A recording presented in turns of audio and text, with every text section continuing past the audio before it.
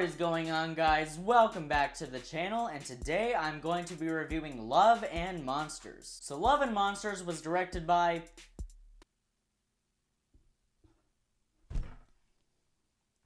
Who directed Love and Monsters?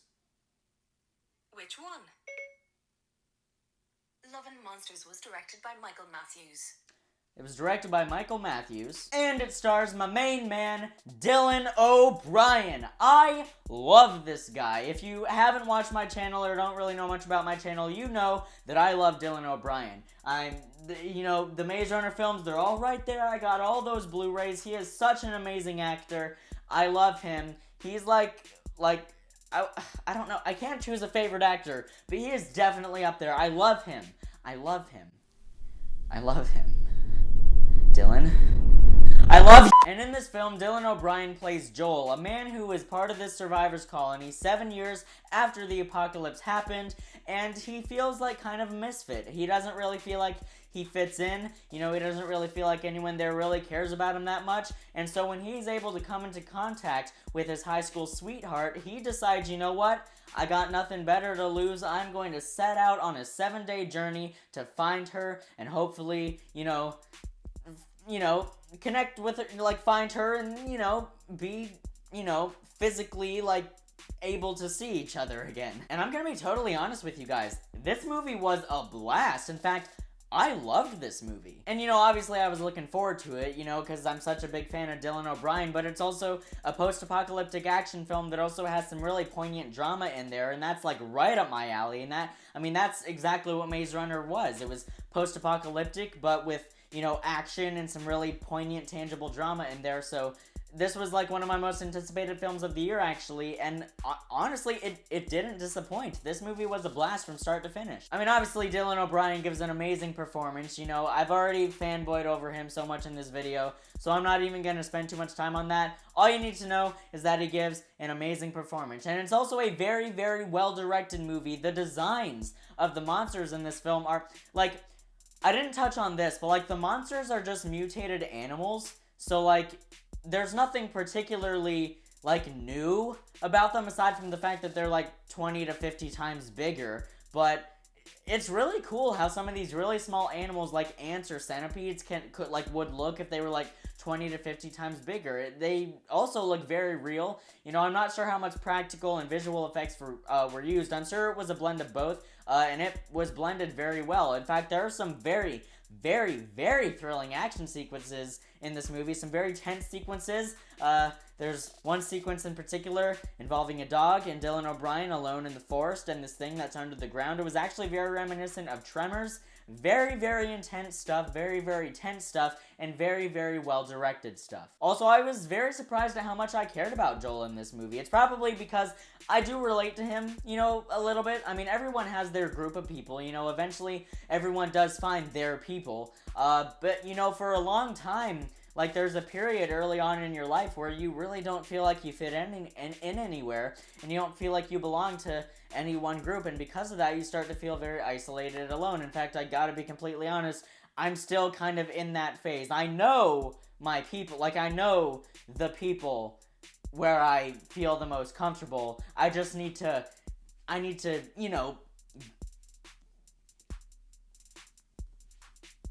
Did that make any sense? You know what I mean? I need to connect with those people. I need to get in with those people. And so that was definitely the biggest thing in regards to his character that I related to, and I did care about him throughout the entire film. And Dylan O'Brien does like taking roles like these, roles where he plays a guy who, is different from everyone else. He's not really the same, and, he's weak, but he goes on this perilous journey, becomes strong, becomes a leader, and, eventually by the end is a full-on, just confident, capable man. And I don't know, I love that. I love stories like that, and I love that he takes roles like that because he plays them very well. I guess really to sum it up, I love the underdog stories. The guy that no one would think would rise to the top, rising to the top. And extending off of that, it is an extremely emotionally satisfying movie. Yeah, I guess if I were to look at it from the movie critic perspective, there's,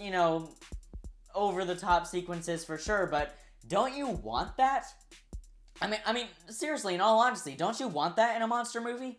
You don't go to a monster movie to find, like, an extremely, like, realistic portrayal, because it's not realistic. I mean, this is very hard to say. It is a very grounded in reality movie, but without those over-the-top sequences, which they are few and far between. Really, the only sequence that I would consider over-the-top is the final battle, but it was so epic and awesome and just emotionally fulfilling that I just didn't care. You can throw that out the window. Who cares? Point is, I got what I wanted. And isn't that what you want when you go to a movie? Don't you want to get what you paid for? You want to get what you want, right? I mean, that's just how life is. I mean, I guess none of us really want death. Speaking of death, there's death in this movie. I mean, obviously there's death in this movie, but this movie actually opens pretty horrifically. There's like an opening narration, which I actually thought was really cool. Like, you hear Joel's thoughts, and there's like illustrations of how things went down. I actually really like that, and the way he talked, it's like the most relatable, you know, like teenage type like thought process. I completely connected with that. It was so great. But after that, it immediately throws you into the suspense by showing just how much of a threat these monsters are. It actually kind of reminded me of A Quiet Place. I'm not going to spoil A Quiet Place for you or this film for you. No spoilers for A Quiet Place. But if you've seen A Quiet Place, the opening scene lets you know, yeah, they're not playing around here. These monsters will kill you. No mercy. The filmmakers have no mercy. They will show you horrific stuff.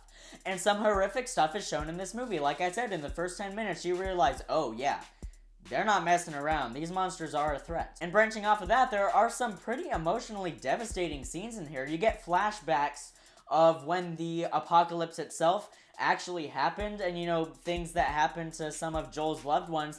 It's pretty tragic stuff. There was some great use of camera angles, some great use of slow-mo. People often forget, slow-mo can actually make like a scene that's supposed to be sad much more powerful, and it was used perfectly in this movie. We've all lost someone. We can all relate to that aspect of a character. If a character has lost someone, you can automatically relate to that because everyone's lost someone. Going on to more of the happy side though, there are a couple characters you meet along the way in this film. One of them, I forgot the actor's name, but he played Merle in the first season of The Walking Dead, which, by the way, The Walking Dead is another thing that I'm going to be able to start reviewing soon. Look forward to that. He played Merle in The Walking Dead, which, you know, he's kind of that character in this film, except, you know, he's not racist and he's not just a horrible human being. He's actually pretty funny in this movie, and that's another thing too. The movie itself is actually very funny. You know, like, there are lighthearted patches, you know, amidst all the darkness, because this is a very dour world. You know, 95, I think it said, yeah, like 95% of the population is gone, so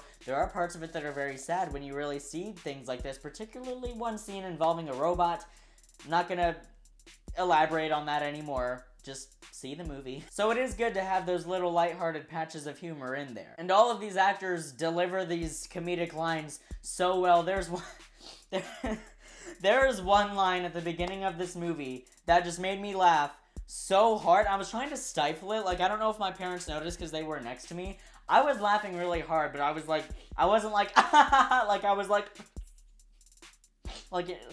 that was weird, but you know, like that stifle laugh, like, because you don't want to be rude to the other people in the theater.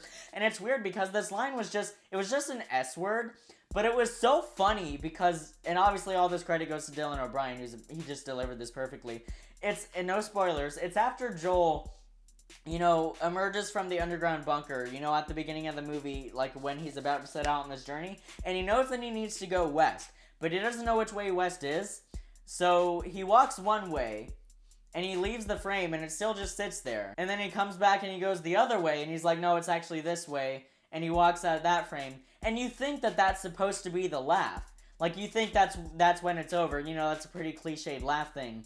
But it breaks the cliche. After he's gone that way, he comes back again into the center of the frame, and he's just looking around, and he just goes,